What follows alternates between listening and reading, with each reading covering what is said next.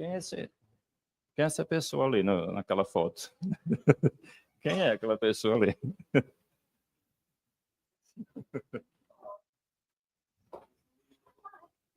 É de outra encarnação, história de outra vida.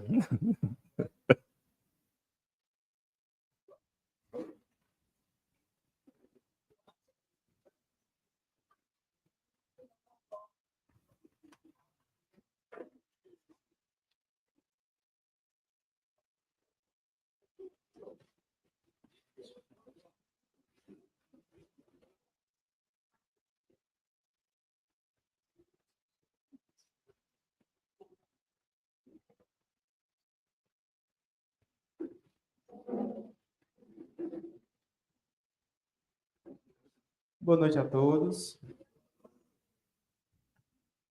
É com imensa satisfação, né, e alegria que damos início a este evento promovido pela Federação Espírita do Estado do Ceará e a Área 6, em parceria com as Casas Espíritas. Agradecemos desde já a presença de cada um. Este é um momento de encontro, aprendizado e partilha. E acreditamos que será enriquecedor para todos.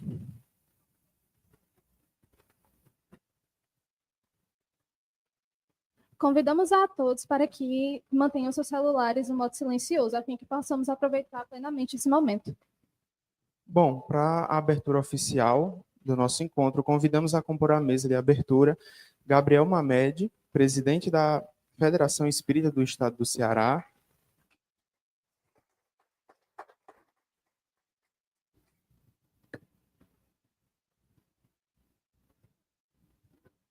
Júlio César, presidente da Área 6.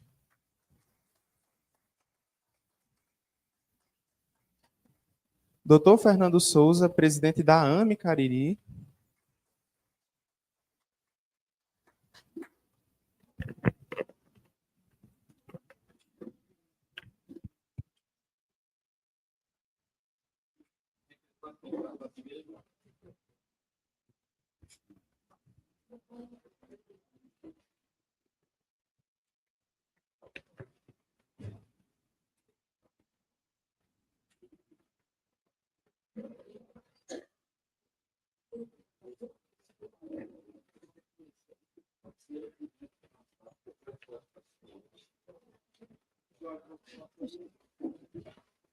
E Jorge Alahá, orador da noite.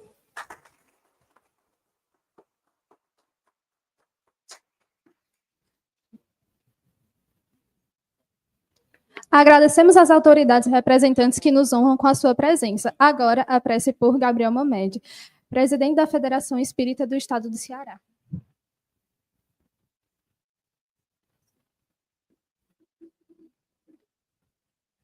Eu queria só, antes de fazer a prece, dizer da alegria que é estar com esses três aqui. Eu tenho uma admiração incrível. E não é porque a gente é da federação, né, e leva o nome atualmente de presidente, que a gente não tem as pessoas, né, que nós admiramos e que nós gostamos. E eu estou com três pessoas aqui, e Jorge e Júlio, vocês vão me perdoar, mas eu amo este homem. Eu tenho um carinho enorme e adoro quando eu consigo encontrá-lo e poder abraçá-lo e poder falar isso em público. Então, a alegria é grande, a alegria é muito grande. Vamos para a prece?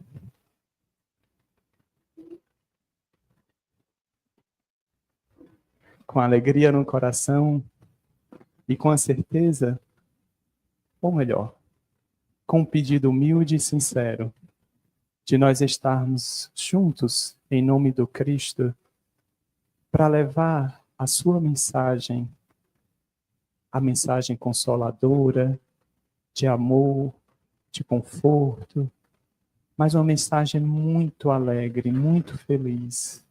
Nós pedimos, Senhor, que o Senhor possa nos abençoar nessa noite, nos conduzir neste trabalho, levando esta mensagem da Boa Nova, o Evangelho que o Cristo nos passou, nos trouxe com muita firmeza e com muito, mas muito amor. Obrigado, Senhor, por estarmos aqui, procurando realizar a tua tarefa. Nós, que ainda somos esses vasos imperfeitos, mas que nas nossas imperfeições nós nos colocamos à sua disposição. Que Deus possa nos iluminar e nos proteger nessa noite. Que assim seja.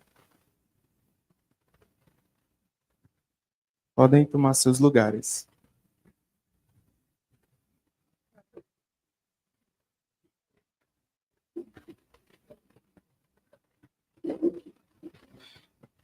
Passamos agora a palavra aos nossos representantes das instituições presentes e pedimos que cada um seja breve para que possamos seguir nossa apresentação. Algumas palavras.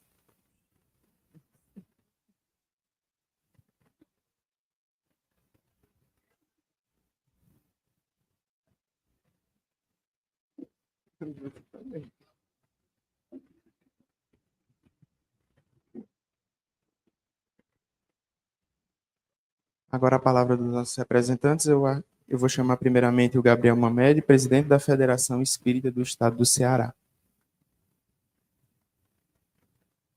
Boa noite. Nós estamos hoje, aliás, nós passamos o dia hoje reunidos aqui nesta casa, que nos acolheu, que nos deu a alegria de estarmos aqui juntos, procurando trazer para essa plateia que durante o dia foi formada por dirigentes, representantes de casas espíritas, trabalhadores das casas espíritas diversas da área 6, a mensagem de que juntos nós conseguimos levar a mensagem do Cristo, trazer para o movimento espírita a ação de divulgar, estudar e praticar a doutrina espírita. Os desafios, eles sempre são grandes. Os desafios, eles sempre existem dentro de um trabalho onde nós nos propomos a união dos espíritas e a unificação do movimento espírita. A Federação Espírita do Estado do Ceará tem a alegria de estar entre irmãos e irmãs, a alegria de poder estar junto de vocês, realizando essa atividade. Eu agradeço muito ao convite que foi feito pela área 6, de nós estarmos aqui, construindo uma relação, construindo um caminho, que muitas vezes pode ter os seus percalços, as suas dificuldades, mas nós sabemos que se nós estamos aqui, estamos com um propósito, e é esse propósito que nos une, é esse propósito que nos leva adiante, porque nós sabemos que trabalhando para o Cristo, é para Ele que nós vamos servir. É para Ele que nós vamos continuar sendo esse trabalhador. Um trabalhador que muitas vezes pode ser imperfeito, mas que na sua imperfeição também procura acertar, procura o caminho correto. E aí nós estamos juntos. Queria deixar o abraço fraterno e amigo para todos e todas que estão aqui e a certeza de que nós sempre estaremos juntos nos próximos eventos e nos próximos momentos que formos convidados. Muito obrigado.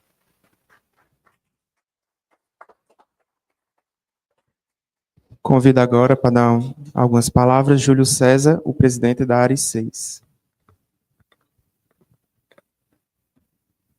Aliado, boa noite, novamente. Quero só reforçar as palavras de Gabriel. Para mim, em especial, é uma emoção muito, muito, muito grande.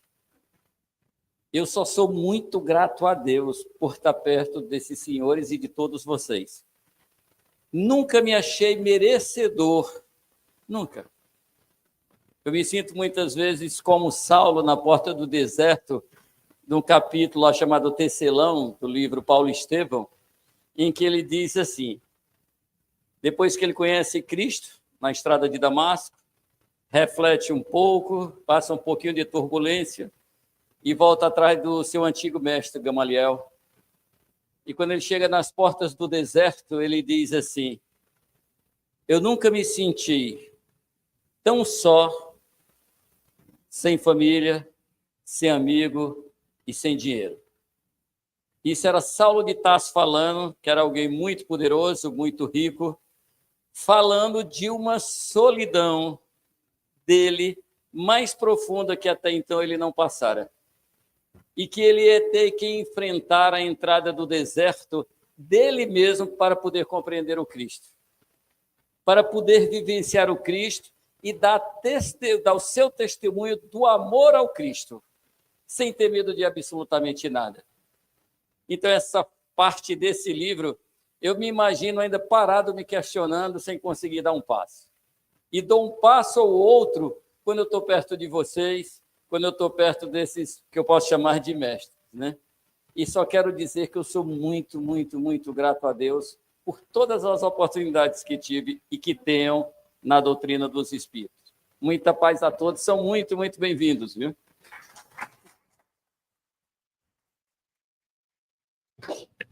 Agora eu passo a palavra para o Dr. Fernando Souza, presidente da AME Cariri, falando sobre o paradigma médico espírita deve ser explicado.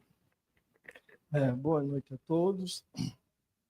Ao querido Júlio, né, o denodo, o esforço, a dedicação pela doutrina,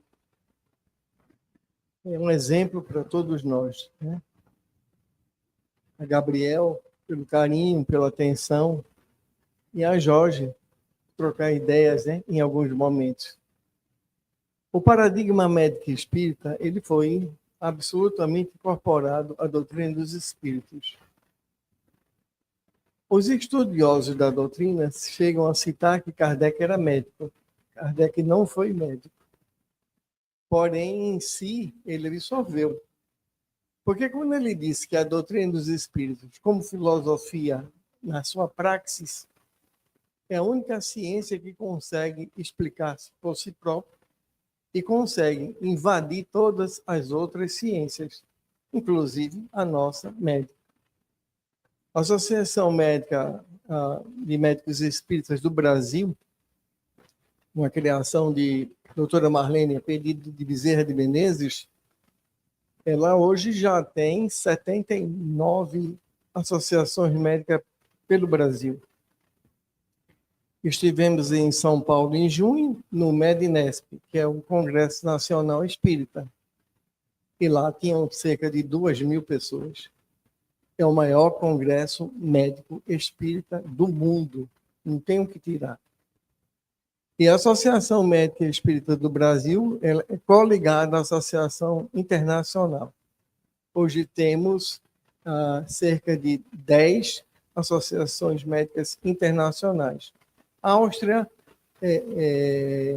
Holanda, Alemanha, Bélgica, Hungria, Polônia, e aqui na América do Sul nós temos Colômbia, nós temos em Havana, interessante é ter uma associação em Havana. E por tudo isso, estar aqui junto com os amigos que congregam, lutam pela divulgação da doutrina na sua praxis, no seu estudo, na sua compreensão, a doutrina dos espíritos contribui enormemente para a medicina. E ela tem, hoje em dia, dado um foro íntimo muito importante nas chamadas crianças neuroatípicas, cite-se o autismo, a esquizofrenia e principalmente em todas as doenças mentais. Portanto, de parabéns estamos todos nós. Porque quando você deixa o seu lar e você vem a uma reunião como essa, onde a espiritualidade emana e promana, e você ouvir o tema tão atual na humanidade, por uma pessoa que propaga essa doutrina através do mundo, que é o Jorge, é uma honra para mim e é uma honra estar com todos vocês. Muito obrigado e Jesus nos abençoe hoje e sempre.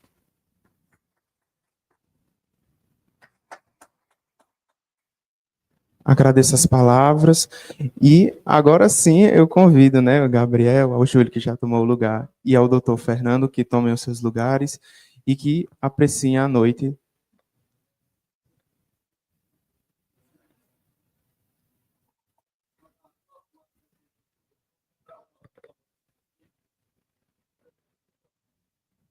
Olha, você sabe que espírita não pode perder a viagem, né?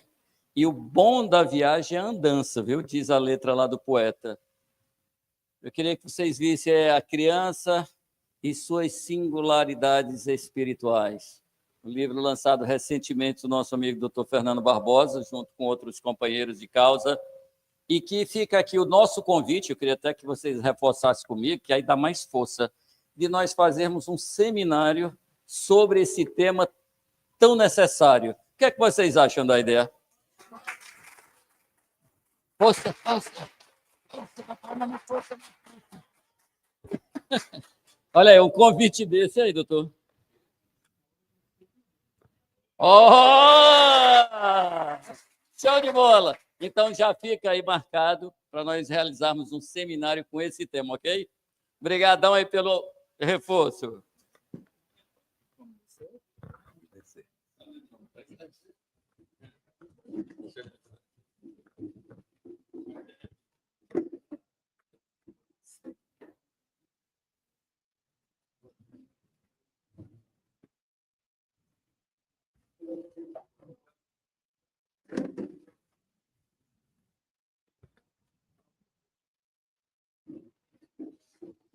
Oi? Eu já posso começar.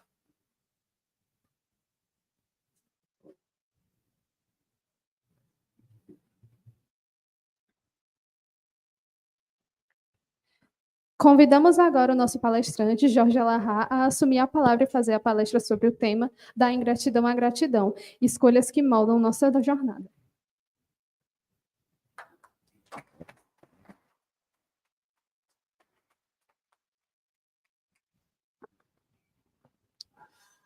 Boa noite para todos nós. Boa noite, meu querido Fernando Souza. Que prazer reencontrar você. Você me perdoe, Mamed, mas a maior autoridade que está aqui hoje é ele. Boa noite para todos nós. Boa noite, Mercedes Almeida, de Carpina, em Pernambuco. Seja muito bem-vinda ao nosso estudo dessa noite. O nosso mergulho na doutrina espírita nos traz informações muito preciosas sobre como é que se opera o processo de evolução de todos nós.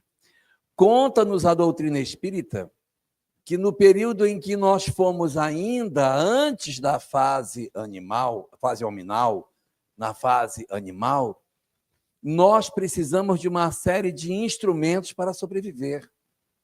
Então, os nossos instintos para a sobrevivência eram instintos marcados pelo desejo de que a gente conseguisse se contrapor aos nossos predadores. Cada animal com uma característica diferente. Alguns se defendem com os dentes, outros com garras, com espinhos, com asas, cada um com uma estratégia diferente para promover o seu processo de defesa contra os predadores. E a doutrina espírita nos fala que nesta fase do nosso desenvolvimento espiritual, isso foi extremamente importante, senão nós não teríamos sobrevivido. Animal nenhum consegue sobreviver, irmão, se não tiver um instrumento de defesa contra os seus predadores.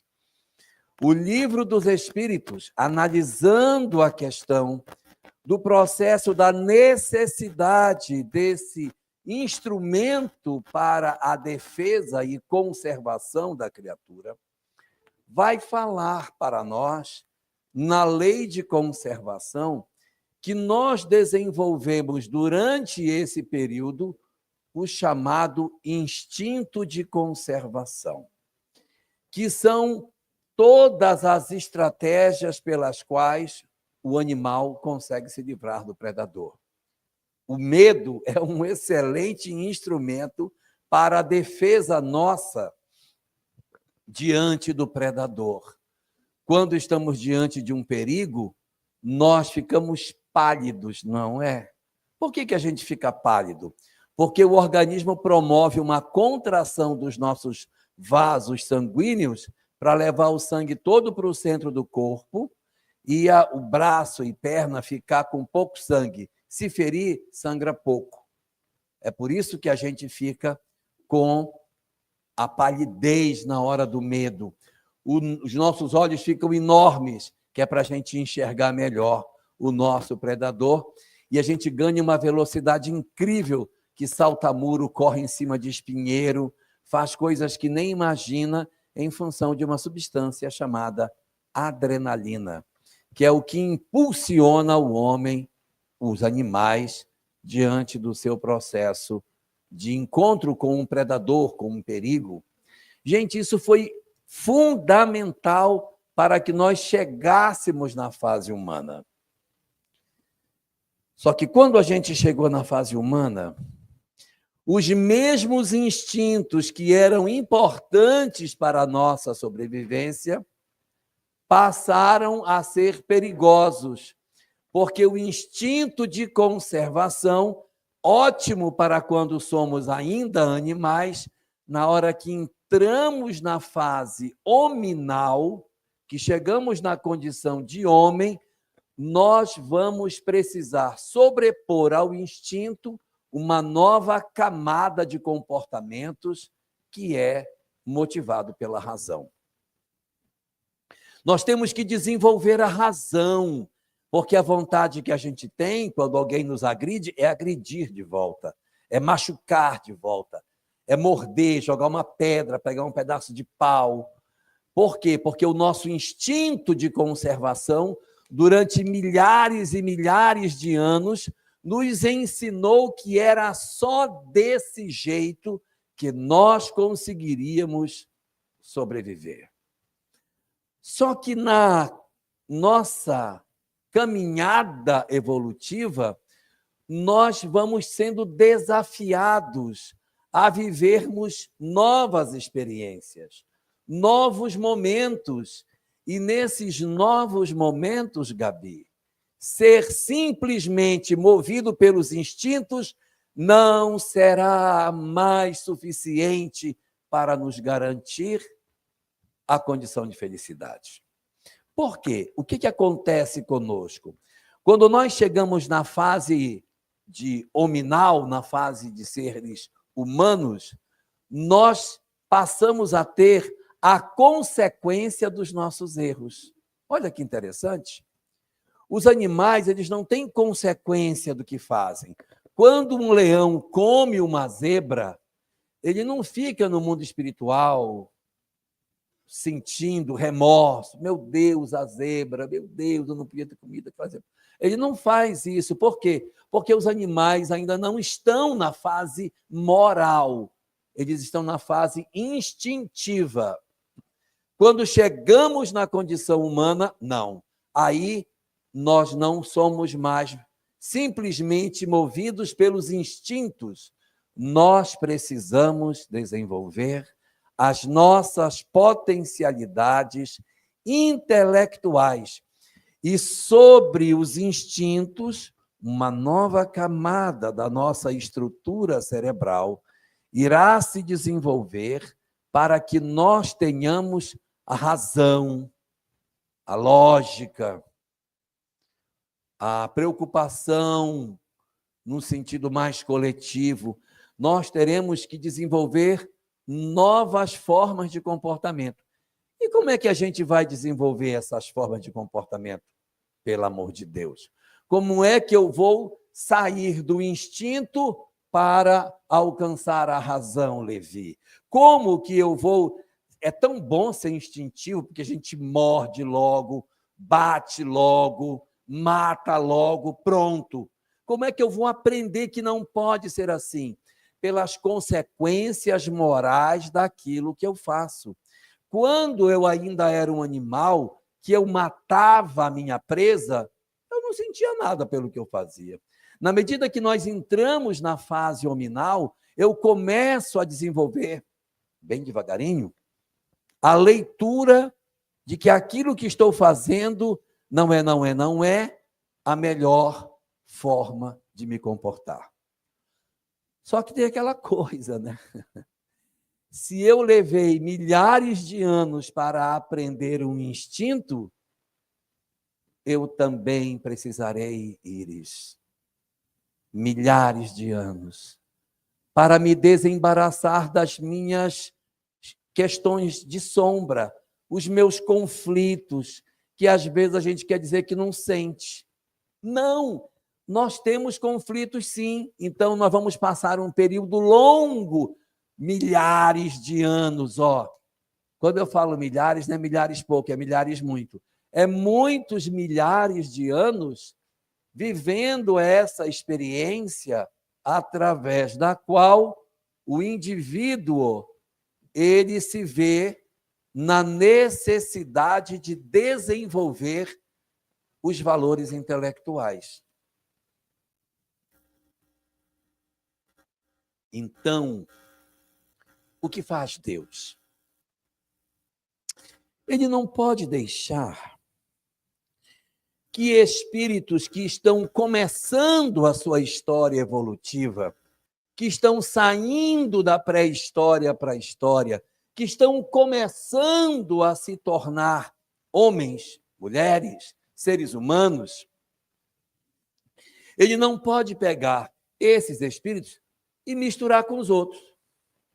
É preciso uma sala de aula específica aonde os alunos que terão que desenvolver a razão estejam reunidos neste lugar.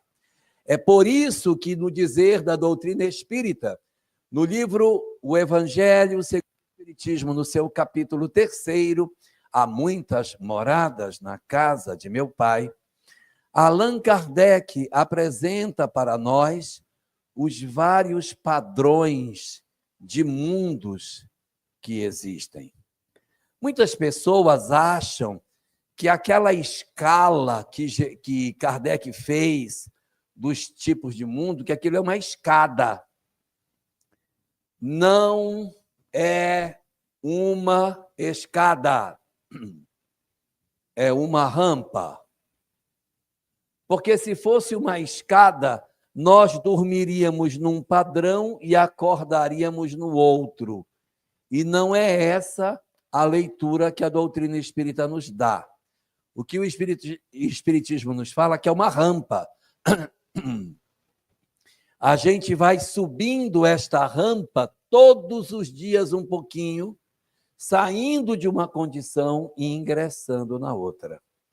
E é essa mesma literatura, o capítulo 3º do Evangelho segundo o Espiritismo, que nos fala que depois do período pré-histórico, depois do período primitivo, depois da época em que o homem primitivo estava no planeta, nós temos, na verdade, o avanço gradual da nossa civilização, promovendo o surgimento no planeta dos chamados mundos de provas e expiações.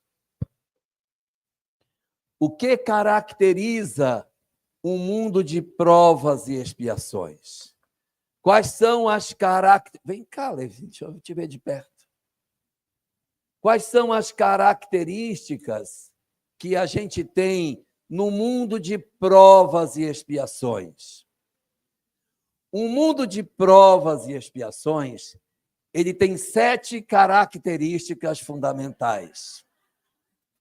Existem 7 atributos que são típicos dos espíritos que vivem em mundos de provas e expiações. Por que eles têm essas características? Porque são espíritos recém-saídos da animalidade e que precisam resolver os seus problemas emocionais. Eles ainda têm muito da animalidade que eles tinham no período anterior. Então, dentro deles ainda existe muita dificuldade. Muita dificuldade. E Kardec, no item 13 do capítulo 3 do Evangelho segundo o Espiritismo, mostra para nós 7 características diferentes. Dessas características, Só uma é boa. Só uma é boa, o resto é tudo ruim. Vamos lá. Eu vou dizer logo a boa, que é para a gente ficar mais feliz. Segundo Allan Kardec, a primeira característica dos espíritos que habitam mundos de provas e expiações são inteligentes. E é verdade, nós somos muito inteligentes. Dá uma olhada no que a gente faz na nossa sociedade. Olha o que é a internet. Olha um celular, quanta tecnologia tem ali dentro. Essa máquina horrível daqui do Júlio, quanta tecnologia tem dentro dela, não é? Inteligência artificial. Meu Deus, é um negócio impensável. Os avanços na medicina, os avanços nas várias áreas do conhecimento, na astronomia. Eu não sei como é que esses caras sabem que tem 1 trilhão de galáxias. Galáxias, agora cada galáxia com bilhões de estrelas. É um negócio impressionante. Então, nós temos uma inteligência verdadeiramente incrível. E no mundo de provas e expiações, esse é um dos objetivos. Desenvolver a inteligência. Não está errado desenvolver, não. A gente não tem que quebrar a tecnologia e voltar a viver nas cavernas. Não, a tecnologia é interessante, ela nos ajuda. Então, tudo que a gente puder fazer para o desenvolvimento dessa inteligência é bom. É bom. O problema são as outras 6, são todas ruins. Mas essa característica é excelente. E é isso que marca que nós somos espíritos típicos de um mundo de provas e expiações, porque nós possuímos as características de sermos muito inteligentes. Olha o que a humanidade já fez. É uma coisa impensável. Mas é só a primeira. A segunda diz, já para começar, que nós somos realmente muito inteligentes, mas nós somos maus. Esse é o problema. Nós somos maus. Nós somos maus. Relaxa, descansa. Nós somos maus. Por que nós somos maus? Porque nós ainda temos a bestialidade dentro de nós. Nós somos ainda muito brutos. A gente quer se vingar das pessoas. Miserável. Pois eu vou acabar com a vida dele. Então, todas as vezes que eu tenho o sonho de vingança, eu estou evocando o quê? As minhas histórias ancestrais do meu período de instinto de conservação, que eu tinha que destruir o meu predador para sobreviver. Isso mostra que eu estou evocando o que tem de mais primitivo em mim. Por isso que as pessoas dizem, fulano parece um animal. Pois é, isso mesmo. Porque pode até ser inteligente, mas é mau. Mas é mau. É mau no sentido de ser perverso. É mau no sentido de ser indiferente à dor do outro.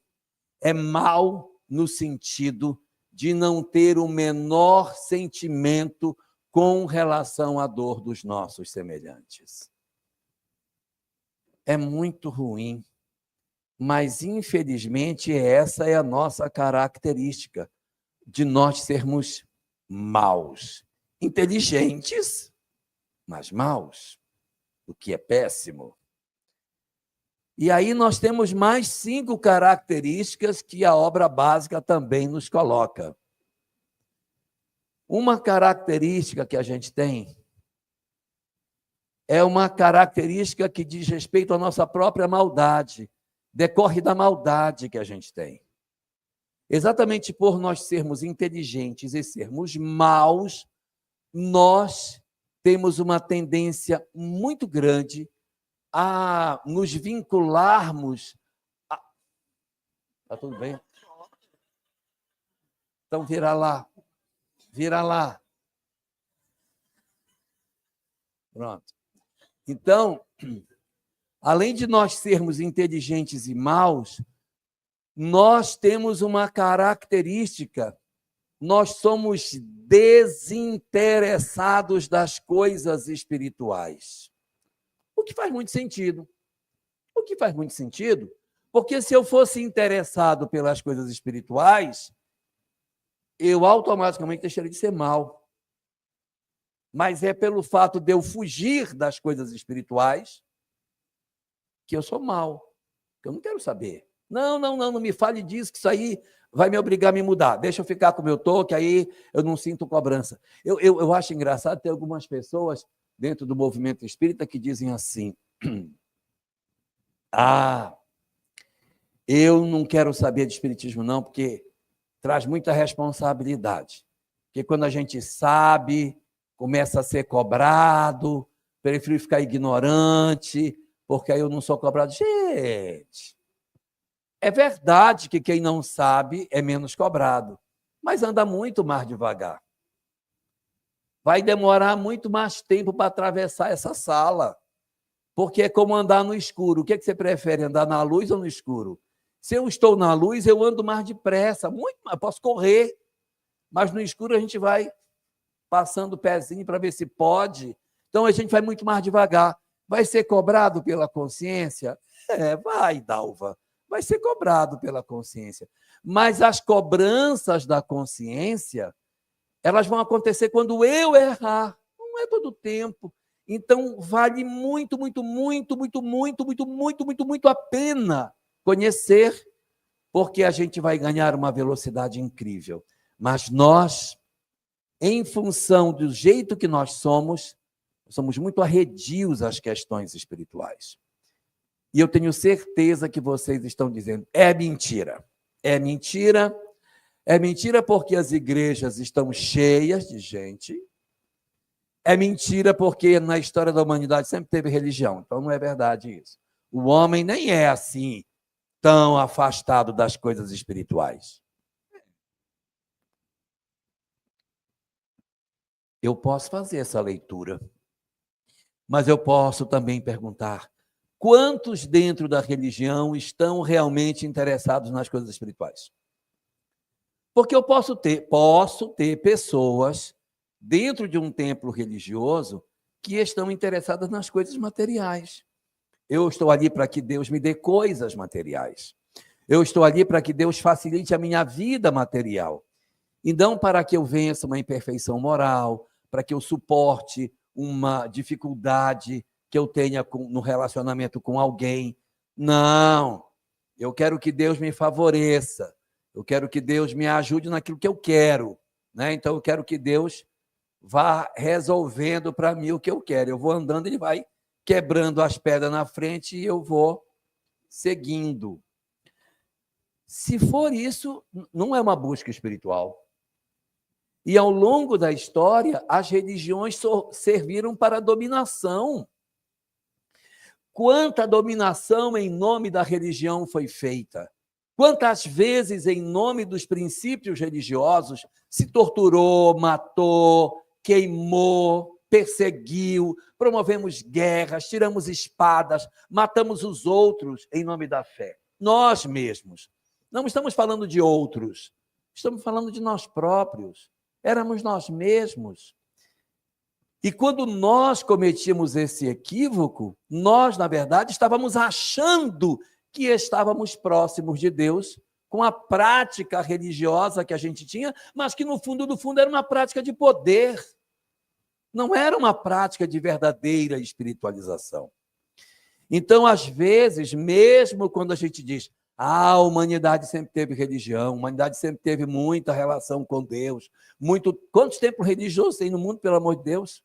Agora, quantos entraram ali desejosos, de fato, de um processo de transformação íntima, de autoconhecimento, de busca de si próprios e de quebrar as cadeias que nos impedem de alcançarmos a felicidade?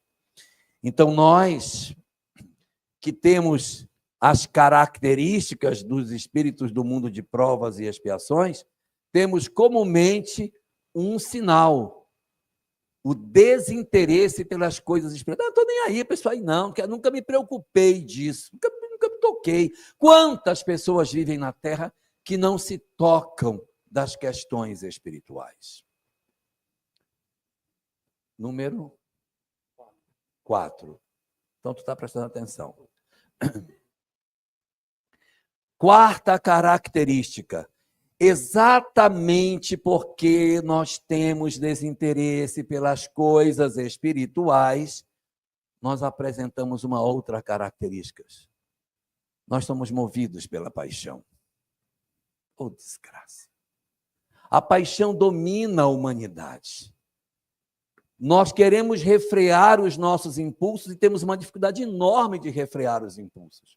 Eu quero mudar, mas, meu Deus, parece que não dou conta. Parece que não consigo mudar. Eu tenho vontade de ser diferente, mas não dou conta. Eu saio do centro espírita e digo, a partir de hoje, eu não vou mais brigar. Não vou mais. Chegar em casa, eu vou dizer boa noite. Não faz mal. Que ótimo. Mas eu não consigo. Eu não consigo. As paixões não é só a questão da sexualidade, da gula, não é só isso. São todas as coisas que movem a minha alma e que eu não consigo me libertar. Paixão pelo poder, paixão por mandar, achar que o cônjuge nos pertence, que a gente quer mandar no outro, quer comandar a vida do outro, quer regular o que o outro até pensa.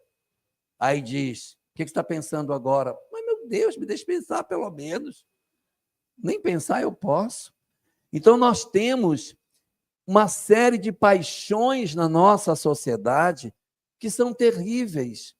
E essas paixões se espraiam pelas mais diversas práticas que a gente tem, pelos mais diferentes modelos.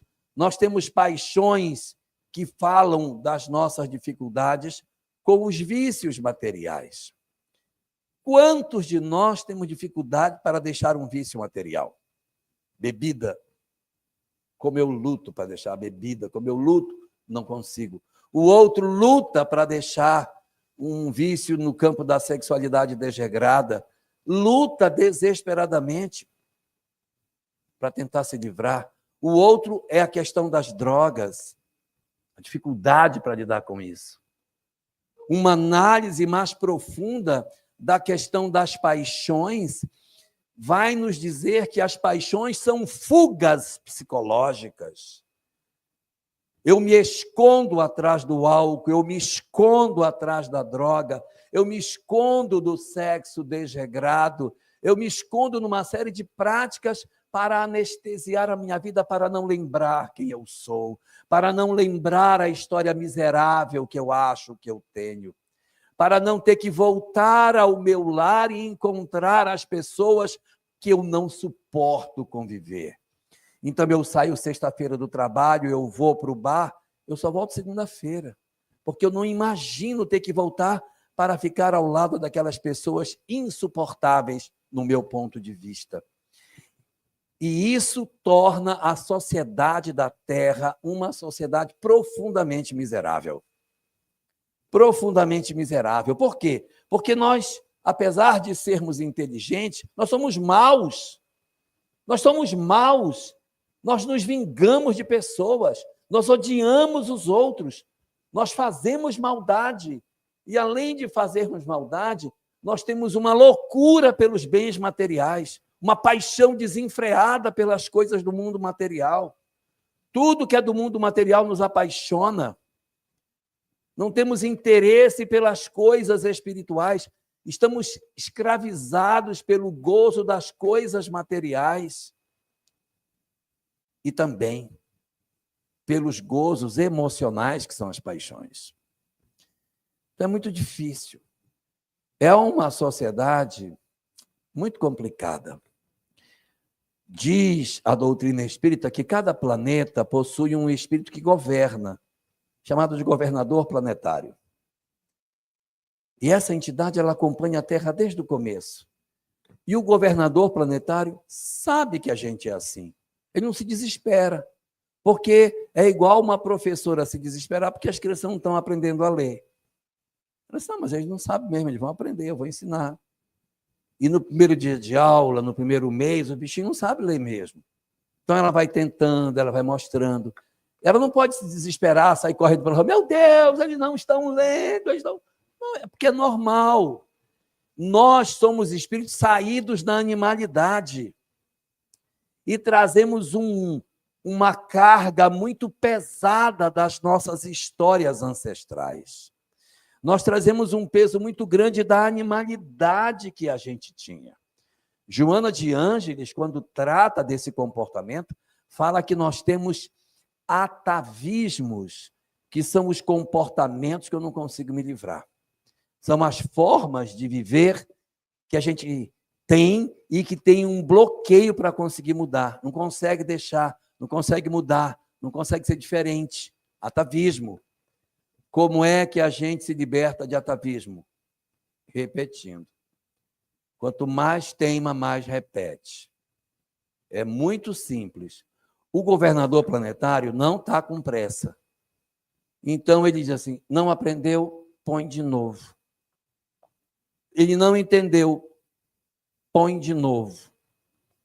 E ele não fica desesperado, ele vai oportunizando as chances e a gente é que vai se lascando, porque quanto mais a gente... quanto mais eu reajo de não querer... Não, eu não vou mudar. Não vai mudar, vai sofrer mais. Natural, vai sofrer mais. A nossa rebeldia diante das coisas promove um aumento do nosso sofrimento. E é a nossa decisão de mudança que pode fazer com que a nossa história seja diferente daquela que nós estamos tendo. Então,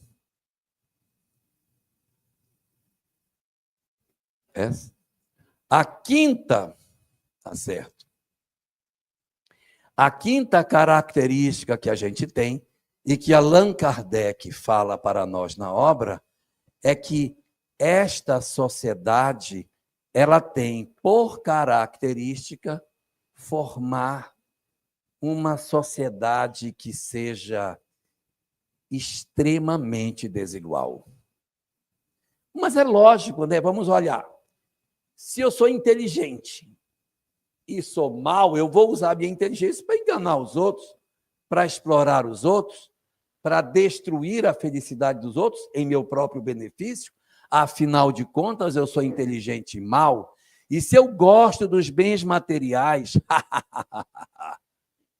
e eu tenho uma loucura pelas paixões, está na cara que a sociedade que vai ser formada é uma sociedade perversa, desigual, cruel, em que as pessoas vão morrer de fome.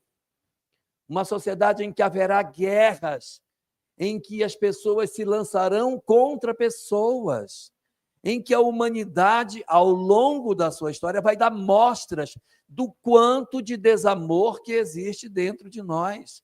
A nossa sociedade é uma sociedade extremamente desequilibrada, do ponto de vista social, moral e psicológico também. Mas, às vezes, as pessoas dizem assim, eu não acredito em Deus, porque se existisse Deus, a sociedade não seria tão perversa como é. A grande pergunta para se fazer é, mas foi Deus que criou esta sociedade ou foi o homem que construiu a sociedade que a gente tem? Não foi Deus que disse, não, você vai explorar os outros, sim, que eu vou gostar de ver você explorando. Não, não foi Deus que construiu esse modelo perverso. O modelo perverso de sociedade que nós temos foi construído pela mão da própria criatura humana. Fomos nós que edificamos isso. E como é que Papai do Céu faz para que essa sociedade possa se transformar? Reencarnação. Na medida em que nós nos tornamos déspotas, nós podemos experimentar um processo de migração social expiatória, no qual a gente pode renascer dentro de um contexto bem diferente desse que nós temos hoje. Existem muitas pessoas que dizem o seguinte, por que existe pobre e por que existe rico no mundo. Existe pobre e existe rico, porque os pobres eram os ricos e os ricos agora são os pobres. Gente, a conta não fecha, porque o que tem de pobre no mundo é maior do que tudo de rico que já teve na história da humanidade inteira. Essa conta não bate.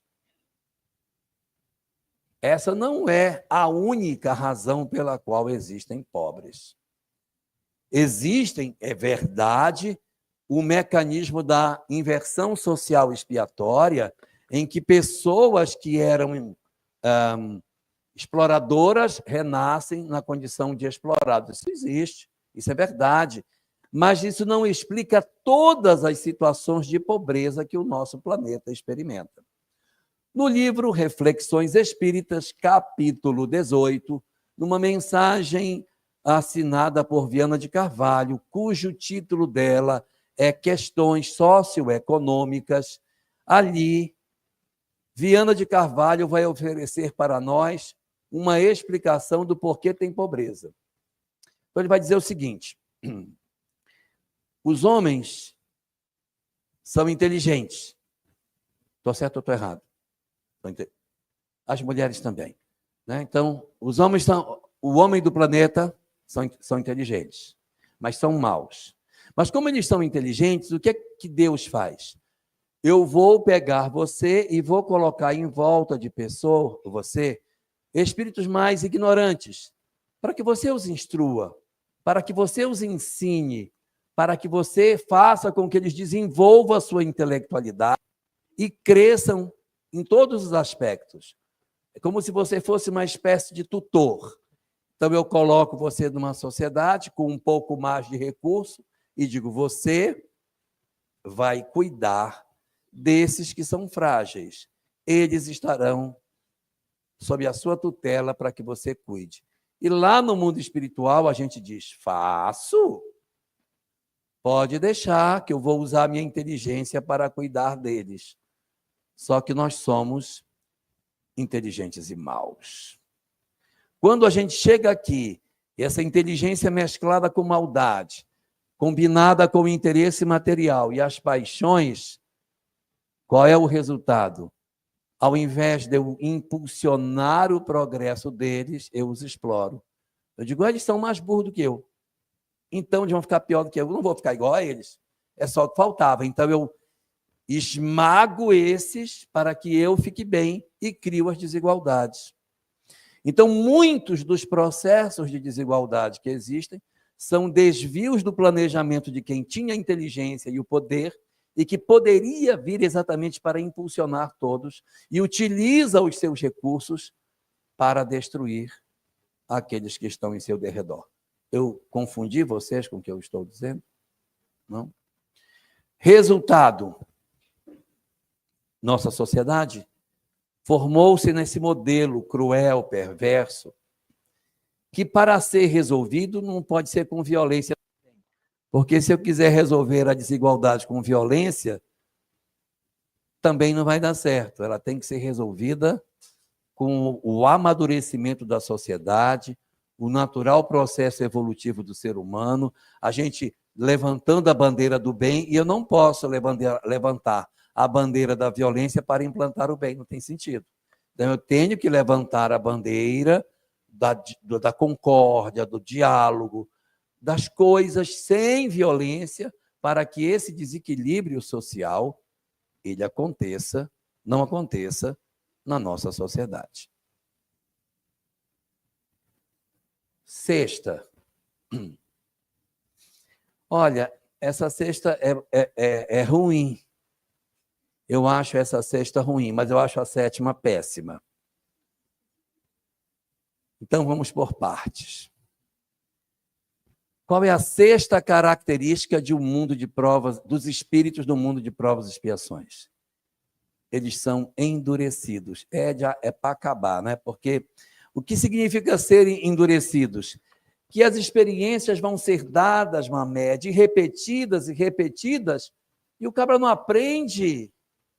Não aprende. E põe de novo, não, então agora bota ele pobre que ele vai aprender. Aí ele é pobre, sofre, chora, meu Deus, como é que podem explorar as pessoas? Aprendeu. Já pode vir rico para dividir. Aí bota ele rico, ele explora de novo. Mas não é possível, meu Deus. Aí bota a pessoa vem, faz um estrago, namora com Deus e todo mundo, arrebenta a família, seduz um monte de pessoas, sai da vida com um compromisso sexual imenso. Na próxima, vai nascer bem feinho, lá em Porto Velho. Aí, acaba, vai. Feio, feio de dar dó. Mas mesmo feio, ele ainda acha que é bonito. Aí ele fica perto da escola do ensino médio, as meninas passam e ele...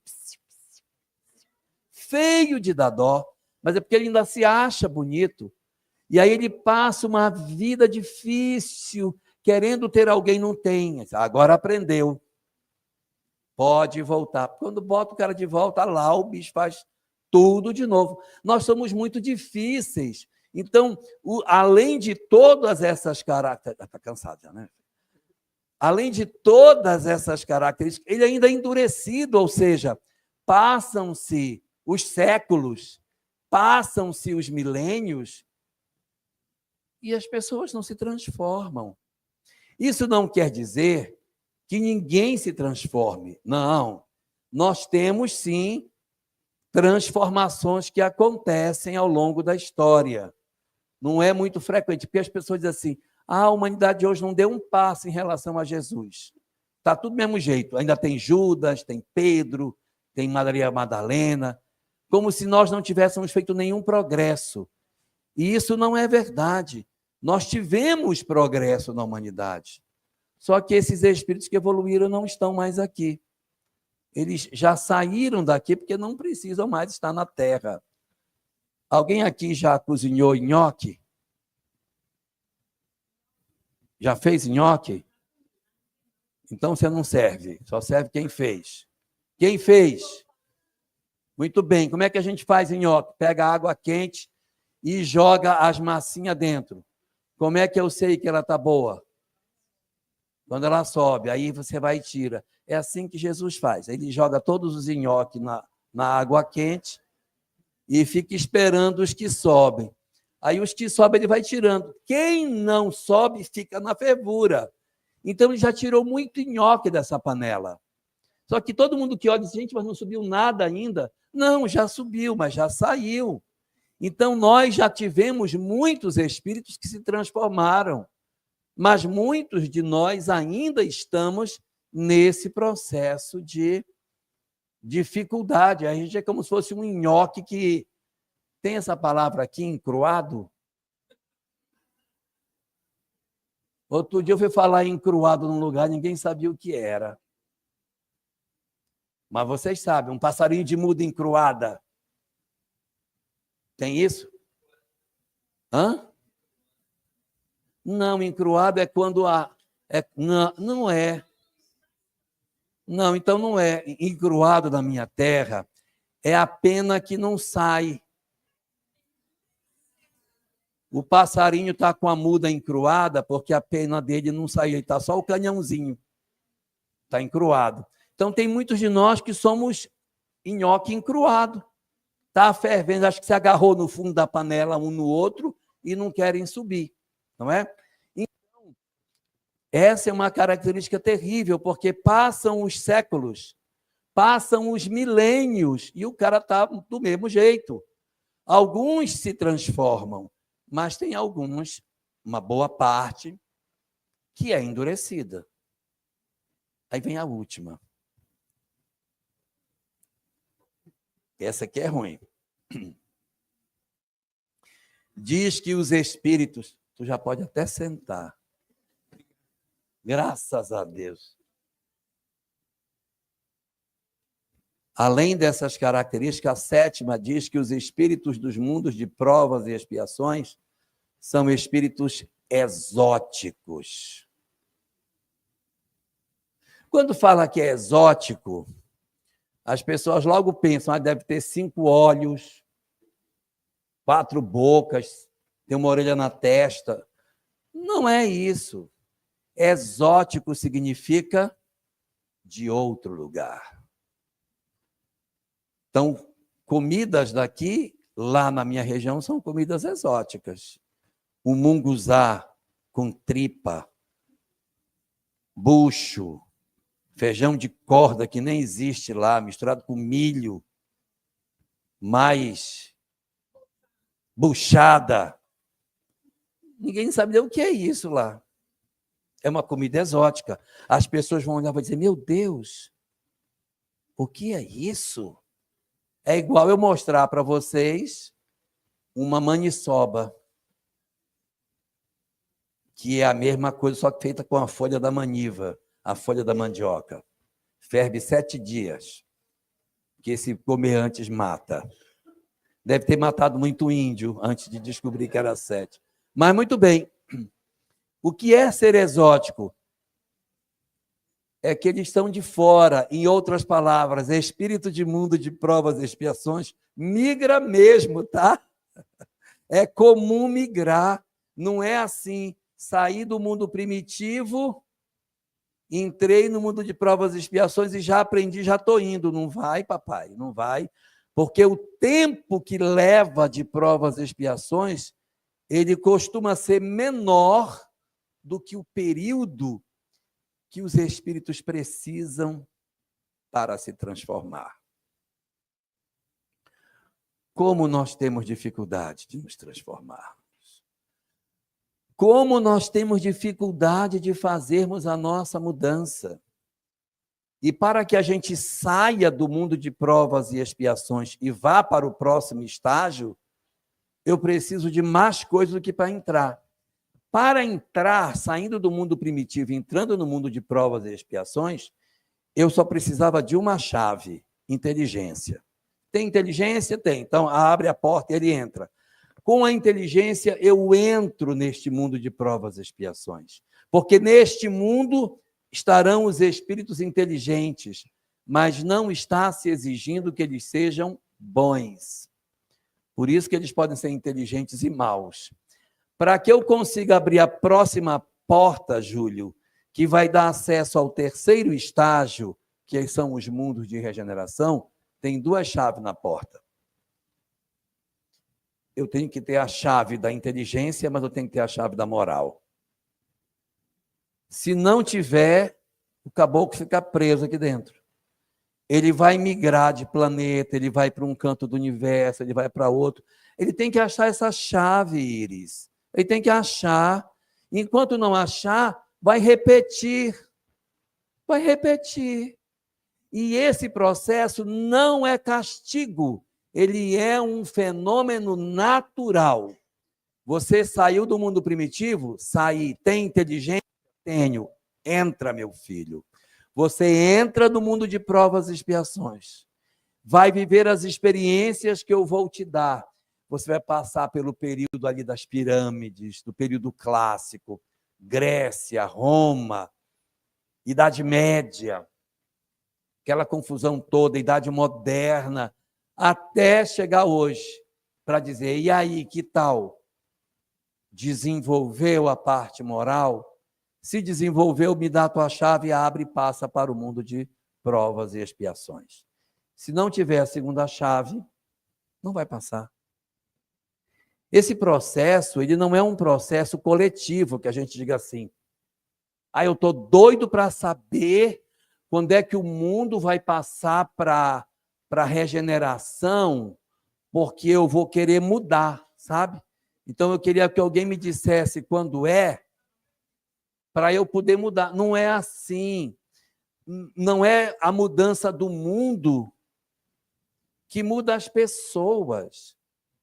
É a mudança das pessoas que muda o mundo. É a transformação de um por um que vai fazendo o planeta entrar em regeneração. Não é uma coisa rígida. O livro dos médiuns, no item 267, no parágrafo 8º, traz o dia, o mês e o ano. Meu Deus! O item 267, parágrafo 8º, traz para nós o dia, o mês e o ano que o planeta vai virar regeneração. Já viram lá? Tem o dia, o mês e o ano. Se chegarem em casa, vocês vão dar uma olhada. A Kardec já deixou marcado o dia, o mês e o ano. 267, parágrafo 8º. Vocês querem ler em casa ou querem que eu leia aqui já a data? Vocês estão com medo de não achar, né? Atenção, anotem aí. Anotem aí, dia, mês e ano da transição. Item 267, parágrafo 8º. Depois não digo que vocês não sabem onde está. Diz Kardec, reconhecem-se ainda os espíritos levianos pela facilidade com que predizem o futuro e precisam fatos que não nos é dado conhecer. Os bons espíritos podem fazer pressentir as coisas futuras quando esse conhecimento for útil, mas jamais indicam datas. Continuando, todo anúncio de um acontecimento para uma época fixada é indício de mistificação. Esqueçam data. Esqueçam.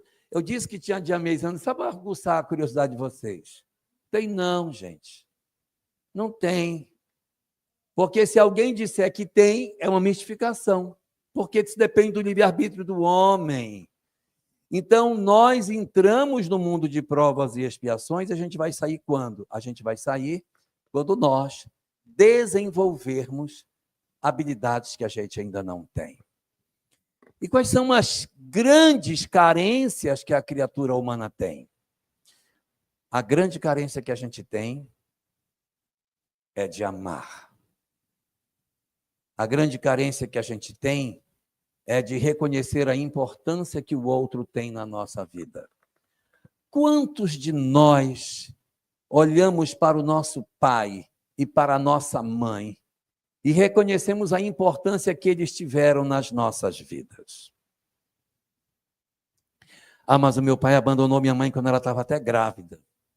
Ele não contribuiu em nada para a minha vida, nada. Será que não?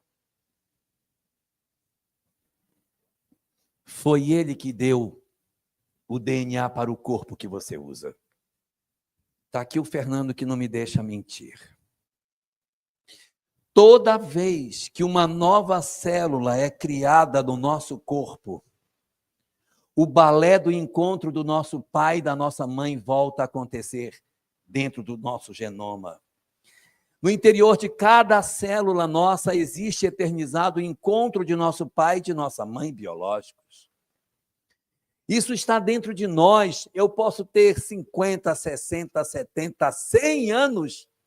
O DNA continua reensaiando o encontro que eles tiveram, o momento daquilo que aconteceu. E em cada célula que se forma, o DNA se duplica, relembrando a história do que houve, e depois a célula se biparte, para dizer para nós que na célula nova que surgiu, a história de nosso pai e nossa mãe está aqui. Cada célula que eu tenho no meu corpo tem origem na história de meu pai e da minha mãe.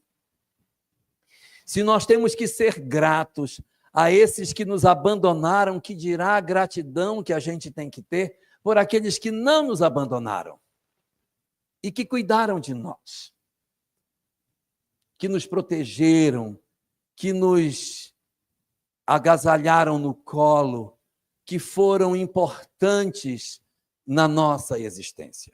Quantas vezes nós fomos gratos a essas pessoas? Porque a gente é muito ingrato.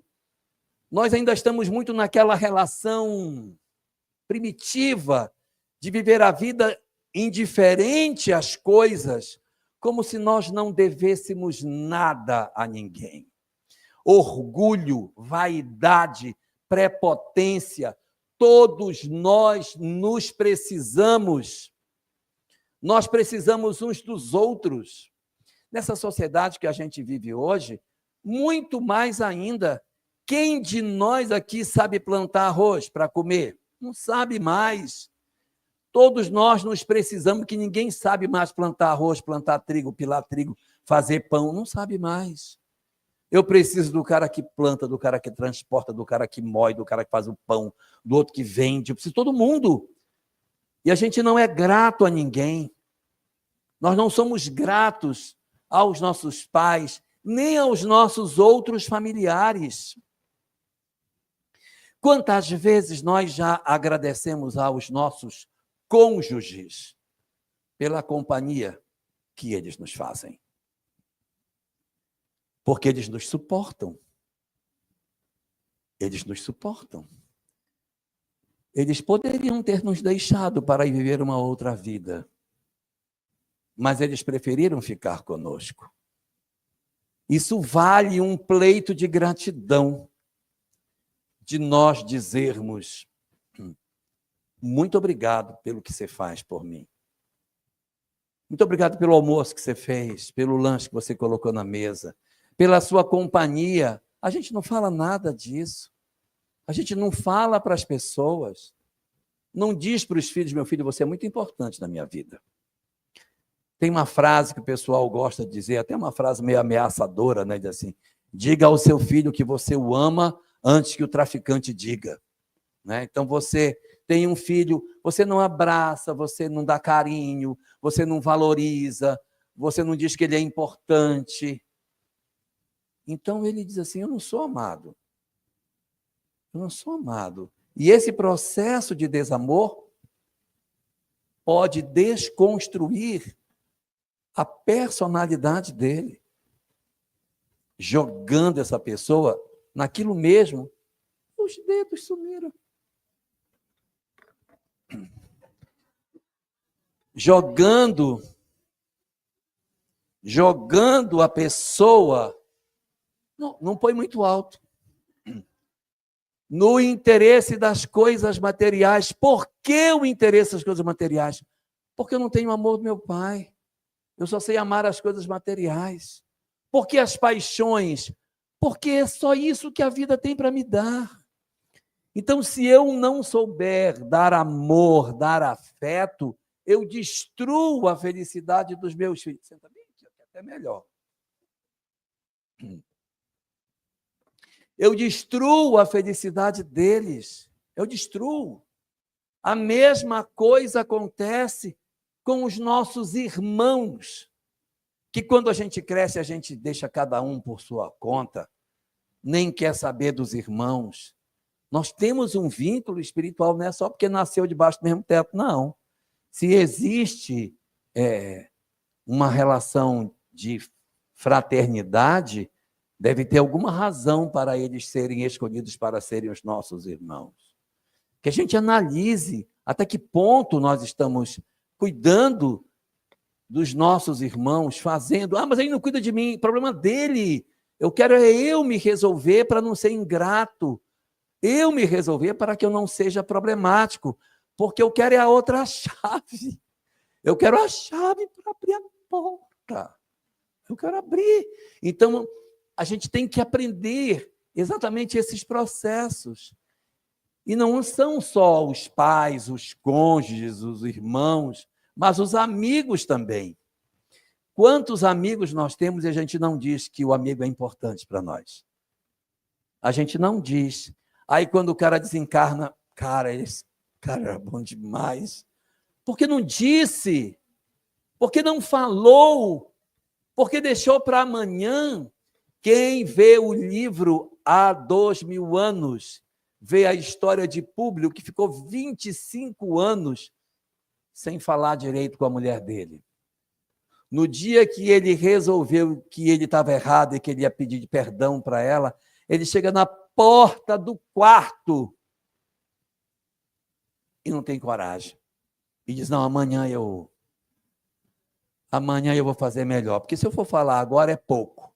Amanhã eu vou receber um prêmio e eu vou entregar o prêmio para ela, como pleito da minha gratidão e do meu pedido de desculpa pelos 25 anos que eu venho esquecendo ela. Aí ele vai para uma festa e ela é presa, ele não está sabendo como cristã, e aí, eu não vou contar que vocês vão ter que ver o livro, mas ele não consegue falar com ela, ela é devorada por um leão e ele não enxerga mais a mulher que ele tanto amava. Então, a gente precisa desenvolver isso, desenvolver esses sentimentos para que esse período de provas e expiações ele seja bom para nós, que a gente aproveite. Anota, Mercedes, na Revista Espírita de 1865, no fascículo de agosto, existe uma mensagem intitulada A Chave do Céu. É uma mensagem assinada por Lacordaire. Nessa mensagem, que tem 16 parágrafos, no antepenúltimo parágrafo dela, você vai no último e pula 2 para cima, parágrafo 14, tem uma coisa lá muito importante, a chamada escala da caridade. Ele diz que na vida a gente lida com muitas pessoas e que tem pessoas que são mais prioritárias do que outras. Nesse nosso processo de amor, nesse nosso processo de gratidão, nesse processo de cuidar, de proteger, de desenvolvermos os sentimentos mais positivos que a gente tem, que é o sentimento de agradecer às pessoas que nos foram úteis. E nesse capítulo, desse parágrafo, Lacordaire cria a escala da caridade. Nessa escala da caridade, Lacordaire diz que existe 5 degraus. Não, assim tá bom. Só tá alto, né? Então bota assim. São 5 degraus. No primeiro degrau mais alto, da entrega do amor, da gratidão, da caridade, no degrau mais elevado dos nossos sentimentos, sabe quem Lacordaire diz que tem que estar neste degrau? Vossos cônjuges e filhos. Para este deveis o mais alto tributo de gratidão. Vossos maridos, vossas esposas e vossos filhos. No segundo degrau, o que diz Lacordaire do segundo degrau? No segundo degrau estão os autores dos vossos dias. Quem são os autores dos nossos dias? E por que ele não disse pai e mãe? Que era mais curto dizer, no segundo degrau está vosso pai e vossa mãe. Mas no segundo degrau ele diz, no segundo degrau estão os autores dos vossos dias. Não é estranho? Para tirar a estranheza, ele diz, os autores dos vossos dias, 2 pontos. Aqueles que vos alimentaram, que vos cuidaram, que vos protegeram e que vos guiaram nos primeiros dias da infância. Quem são? Isso era uma pergunta. Ah, então quer dizer que se for uma avó, não vale. Por isso que não é vosso pai e vossa mãe, é os autores dos vossos dias, porque tem gente que é criado pela madrinha, que é criado pelo irmão mais velho. Então, no segundo degrau estão os autores dos vossos dias, aqueles que vos cuidaram, vos alimentaram, vos protegeram e vos guiaram nos primeiros dias da existência. Aí tem um travessão, aí diz, vosso pai e vossa mãe. Ou seja, o pai e a mãe também estão no meio, mas não são só eles. Se você teve alguém que cuidou de você, você tem pleito de gratidão com essa pessoa. Eu brinco muito com sogra, mas o quão as nossas sogras não são importantes nas nossas vidas. Às vezes, quando a gente era jovem, foi ela que nos deu abrigo, a gente morou na casa dela, foi ela que nos protegeu. Cara, ela também é importante. Então, a nossa gratidão, no primeiro degrau, cônjuges e filhos. No segundo degrau, os autores dos vossos dias. No terceiro degrau, quem está no terceiro degrau? Os vossos irmãos. Os vossos irmãos. E no quarto? Eu comecei onde? Esse. O quarto, os amigos do coração, os vossos cônjuges, os autores dos vossos dias. E ele ainda diz um detalhe na mensagem. Às vezes, este pode assumir o papel de primeiro. Porque às vezes nossos pais ficam velhinhos, só a capa da gaita, aí você diz para sua mulher, eu vou trazer minha mãe para morar aqui. Você está doido? Vou trazer. E a família vai se adaptar, porque não vou deixar minha mãe.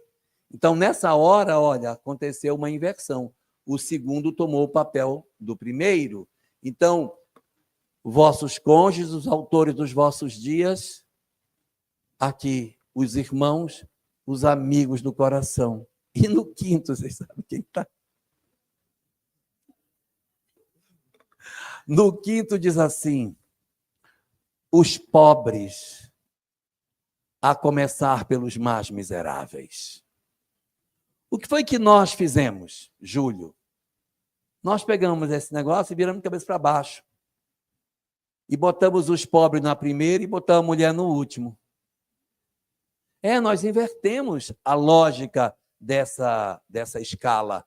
E essa escala da caridade ela é muito importante, porque ela tem tudo a ver com a necessidade de nós desenvolvermos os valores do espírito, desenvolvermos os processos de gratidão na nossa vida. Nós não sairemos da nossa existência terrena enquanto nós não desenvolvermos a gratidão. Se alguém é ingrato conosco, é problema dele, porque eu não vou fazer assim, desistir de fazer, porque o outro não me foi grato. Porque se eu fizer isso, eu faço o bem interessado, porque o bem desinteressado ele não espera retorno. A mãe não diz para o filho, acordei de madrugada muitas vezes, viu? Não diz isso. A mãe faz, porque faz. E se ela não puder fazer, ela se sente mal. Se você disser para ela, você não vai levantar para dar de mamar para o seu filho. Mas eu vou sim. Eu vou. Para ela está na natureza da criatura fazer isso. Então, evidentemente, nós não podemos trabalhar esse processo de ordem inversa. Se os outros nos são ingratos, a responsabilidade é deles. E nós não vamos desistir, porque a nossa desistência em relação a quem nos é ingrato pode levar a essas criaturas a dizerem que elas se perderam por nossa culpa, porque nós os abandonamos. Então, a gente não abandona ninguém na beira do caminho, para que mais tarde, quando for preciso resgatar este alguém em algum lugar do mundo espiritual, você tenha autoridade moral para chegar e dizer, vem, meu filho, é seu pai que está aqui. Porque se você realmente inoculou no fundo do coração do seu filho, que você o ama, mesmo que ele seja torto, quando chegar no mundo espiritual, você tem autoridade para ir buscá-lo. Não é qualquer espírito que tira qualquer um das trevas, não é qualquer mãe que tira qualquer filho. É a mãe que conseguiu inocular dentro do coração dele que ela não desistiria dele nunca. Porque se for uma mãe que toda hora, se eu te falei, bem feito, eu te disse, ela não tira ninguém das trevas. Porque como ela reclama, ele diz, senhora, eu não quero ir. Prefiro ficar aqui, para ficar ouvindo, não quero ir. Mas se você verdadeiramente nunca desistiu, nunca virou as costas, o que não quer dizer sim para tudo, mas sempre esteve demonstrando amor, mesmo dizendo não, mesmo negando muitas coisas que ele queria, mas eu estou negando isso porque eu te amo, eu estou fazendo isso contigo porque eu gosto de você, porque você é meu filho, por isso que eu vou te dizer não. Mesmo dizendo isso, eu consigo dizer para ele, é porque eu amo você. Se nós conseguirmos realizar desta forma, meu Deus, nós conseguiremos ser de grande valia para o outro e nós também nos libertaremos. Se nós conseguirmos desenvolver os dons de sermos gratos aos outros e não desistirmos dos ingratos, aquela tão sonhada chave para abrir a porta da regeneração vai estar nas nossas mãos. E nós conseguiremos ir para um novo estágio de felicidade, um novo estágio de sociedade, que ainda não é um mundo maravilhoso, mas ele é melhor do que esse. É um mundo de melhores condições, ainda não é um mundo superior, mas é um mundo que tem muitas vantagens em relação ao nosso, porque neste novo estágio de sociedade, ainda que tenha erro, as pessoas estão ardentemente querendo acertar, o que é muito diferente de um mundo de provas e expiações. Nós já podemos aqui, alguns, serem de regeneração. Basta saber se você está empenhado na sua mudança, se você está empenhado na sua transformação, se você está disposto a perdoar, a tirar a mágoa, a se dedicar, a ser grato, a não desistir, a ser bom. Você já é regeneração, mesmo o mundo não tendo virado, porque é um por um virando que vai transformar o planeta. Somos nós que construímos a nossa história individualmente. E é dentro dessa perspectiva que a doutrina espírita faz um grande convite para todos nós. Que a gente aproveite esta oportunidade, que a gente aproveite esta chance incrível de sabermos da vida espiritual ainda na carne, para que a gente faça, nesta encarnação, a mudança que ainda não fizemos em nenhuma das que tivemos, porque essa, certamente, é a melhor de todas as oportunidades que nós tivemos no passado. Estamos lúcidos na carne, sabendo que somos um espírito imortal e tendo a receita para encontrar a felicidade. Que a gente aproveite esta chance e que a doutrina espírita consiga promover em nós a mudança tão sonhada para que a gente quebre essas algemas, saia dessas 6 características ruins que a gente tem no mundo de provas e expiações e alcancemos plenamente a condição de integrarmos a sociedade de um mundo de regeneração. É o que eu desejo para todos nós. Muito obrigado.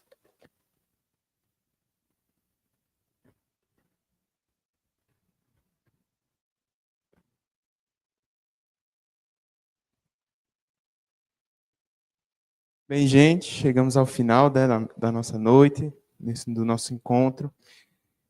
Em nome da Federação Espírita do Estado do Ceará, da Área 6 e das Casas Espíritas, agradecemos profundamente ao nosso amigo, ao nosso irmão, Jorge Alahá, pela dedicação e pelas reflexões que nos foram passadas hoje, né? As 7 características e as 5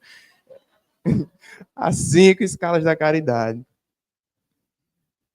Bom, gente, agradecendo também às autoridades que estão aqui presentes, o Gabriel, o doutor Fernando, e também a vocês, né, que nos acompanharam durante a noite inteira, e que a cada um de vocês que nos acompanharam, que Deus abençoe a cada um de vocês e que o nosso Mestre Jesus ilumine o trajeto de vocês até em casa.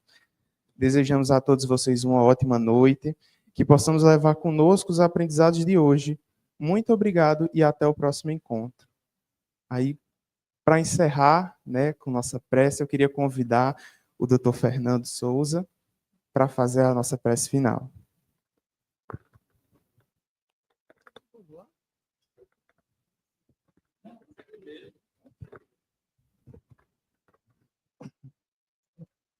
Então, eu convido a todos a fazermos a nossa introspecção, fechando os olhos aqueles a que assim o desejarem. E lembrando o Mestre Jesus, reportamos aos diálogos que ele teve com aquele que o trocaria por 30 moedas.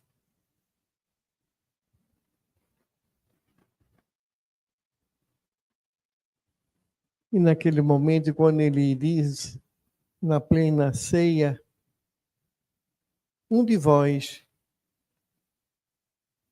me irá trair.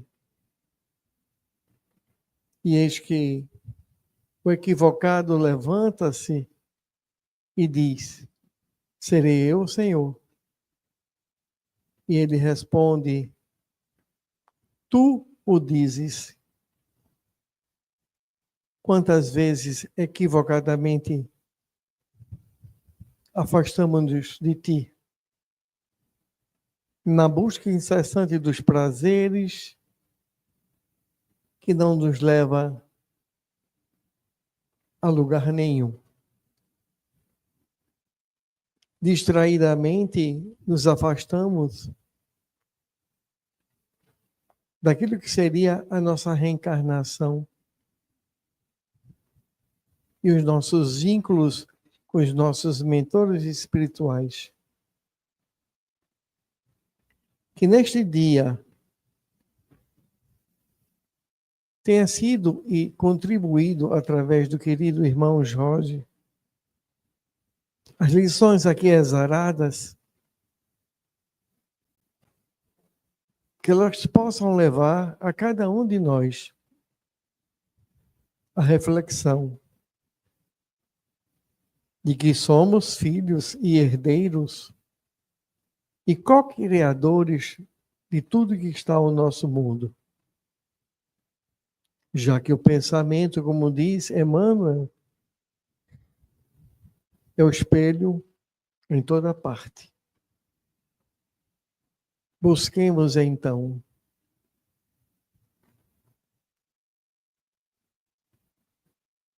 aprendermos e colocarmos em prática o que nos pudermos absorver. Pois a misericórdia de Deus insistentemente continua a dar-nos instrumentos, como aqui se fez hoje, para lembrarmos de que somos seus irmãos, filhos do seu Pai, nosso Pai, que nos quer livres do adoecimento físico e mental. Abençoa então, Senhor, a todos, que possamos ter uma noite de paz e de volta aos nossos lares, aos nossos amores, possamos compreender a nossa destinação. Apesar de sermos temporariamente ainda incompletos, a completude dar-se-á pelo esforço de novo amor a seguir a Jesus. E a gente relembra o seu diálogo. Tendes bom ânimo. Eu venci. Eu tive aflições, tu também o terás.